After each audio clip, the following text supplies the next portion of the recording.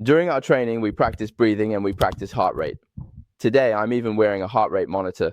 As I'm speaking now, my heart rate is around 90 something. The one I'm wearing is a Garmin heart rate monitor, and I have the heart rate strap inside. In a moment. I'm wearing this kind of heart rate monitor because I think it's the most accurate.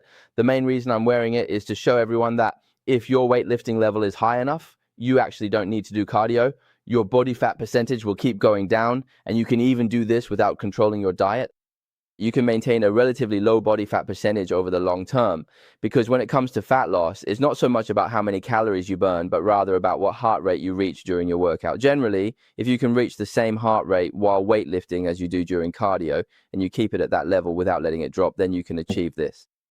You can upgrade and lose fat at the same time, but the premise is that your weightlifting intensity must be high enough. You can't just use very light weights and do 30 or 50 reps per set. At that point, you're basically doing mechanical cardio, and you won't achieve muscle growth either.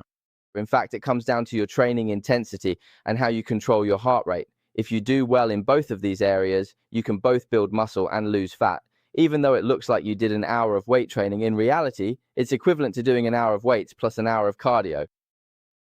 So during my workouts, I always keep my maximum safe heart rate between 60% and 80%. But in reality, my maximum safe heart rate is much higher than 60%. That is to say, 220 minus my age multiplied by 60% is the lower limit of my heart rate when I'm lifting weights. This year, I just turned 40, so 220 minus 40 is 180. 180 multiplied by 60%, I usually round that to 120 as my upper limit.